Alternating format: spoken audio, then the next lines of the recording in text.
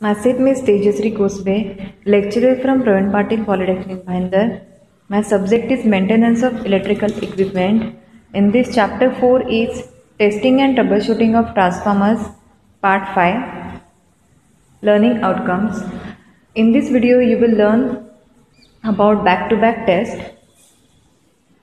So first, back-to-back test.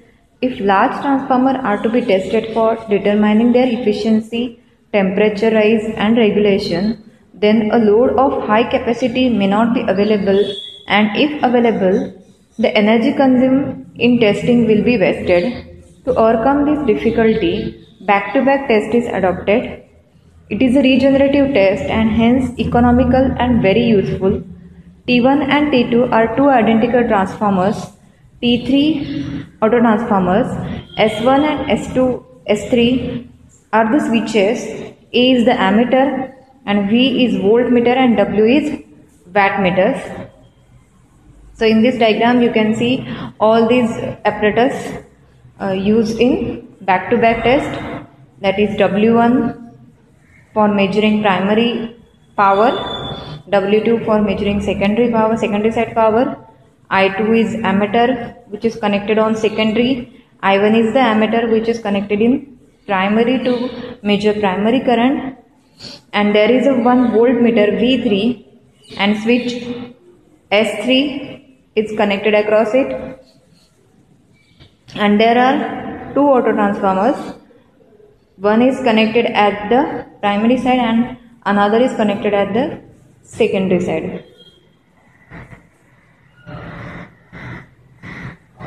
Two similar transformers are required to carry out this test. As shown in figure, the primaries of two transformers, that is T1 and T2, are connected in parallel across the supply at rated voltage of primary. Their secondaries are connected in phase opposition or back-to-back fashion. When primaries of two transformers are energized by switching on switch S1, the EMFs induced in secondary windings come in phase opposition. Since the two transformers are identical, there is no circulating current in the local circuit formed by secondaries even if primary is energized. To ensure that the secondaries are connected in phase opposition, a voltmeter V3 and a switch is connected in parallel as shown. V3 should be of the double range of that secondary voltage. This is because if the polarities are not connected in phase opposition, the voltmeter may receive twice the voltage of secondary, that is secondary voltage of first pulse secondary voltage second transformer. If voltmeter indicates 0, it ensures that secondaries are connected in phase opposition, then switch V3 is closed. If voltmeter does indicate more voltage, then secondary connections are interchanged. To circulate the necessary current, one autotransformer T3 is used in the secondary circuit as shown. Voltage is injected by switching on S2, and by varying the voltage with the help of T3, full load current is circulated in the secondaries. The current corresponding to this circulating current also flows in the closed circuit formed in the primaries. However, it does not appear in the ammeter and wattmeter W connected in primary side. So the current taken from supply side is only the total no load current of two transformers. The wattmeter reading W1 connected in the primary side indicates total no load loss or iron loss of two transformers. The wattmeter connected in secondary side W2 indicates total copper loss or load loss of two transformers caused by the circulating current. Since both the losses are known, efficiency of the transformers can be easily determined. So this is the observation table for transformer Sumpner test. Sumpner test means back-to-back test, in which you can measure for voltage V1, I1, W1, V2, I2 and W2. Next is calculations of transformer Sumpner test. So first is iron loss of each transformer is given by W1 by 2. Copper loss of each transformer is given by W2 by 2. As two transformers are identical, we can calculate this like this. So percentage efficiency of each transformer is equal to full load output upon full load output plus W1 upon 2 plus W2 upon 2 into 100. Next is determination of regulation. The injected voltage V2 supplied to secondary side circulates the full load current in the secondaries of both transformers. The current corresponding to this circulating current also flows in the primaries, that is in the local circuit form. Thus this injected voltage V2 supplies the voltage drops, that is IZ drop of both transformers. Hence voltage drop of one transformer will be V2 by 2, that is injected voltage by 2.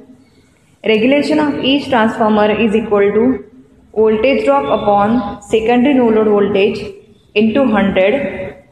So V2 by 2 upon secondary no load voltage into 100. So in this way you can calculate regulation. Next is determination of circuit constants for drawing equivalent circuit. So we know copper loss of each transformer is equal to W2 by 2, but copper loss formula is I2 square into RS, where RS is equal to equivalent resistance of transformer referred to secondary side. Therefore, you can say I2 square into RS is equal to W2 upon 2.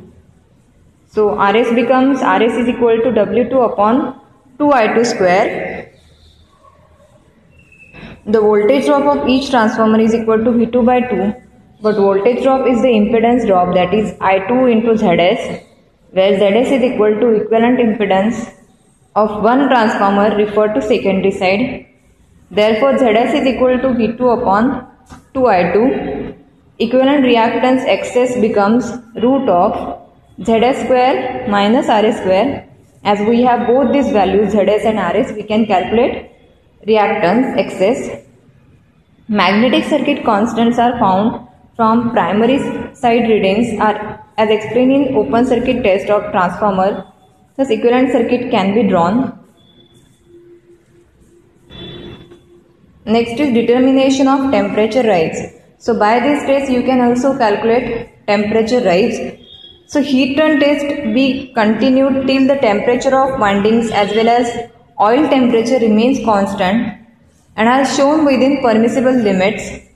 If only heat turn test is to be carried out, wattmeters need not be connected. Next is advantages of transformer Sampner test. First advantage is power expenditure for performing the test is very less, that is equal to losses of both the machines. Second is big capacity transformers can be tested as no load is connected in this test. Third is core loss, copper loss, efficiency, voltage regulation, temperature rise can be determined. Only disadvantages of transformer Sampner test is that two identical transformers are required. Next is back-to-back test on three-phase transformer. So figure shows the connection arrangement for the back-to-back test of transformer. The two secondaries must be connected in phase opposition and in proper phase sequence.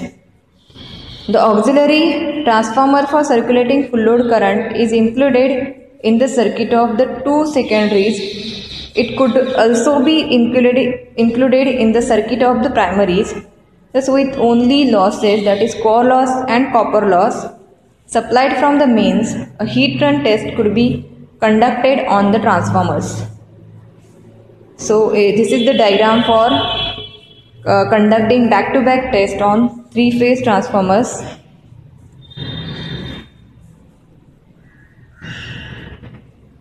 Next is back-to-back test on delta transformer. The primaries are normally excited from the mains.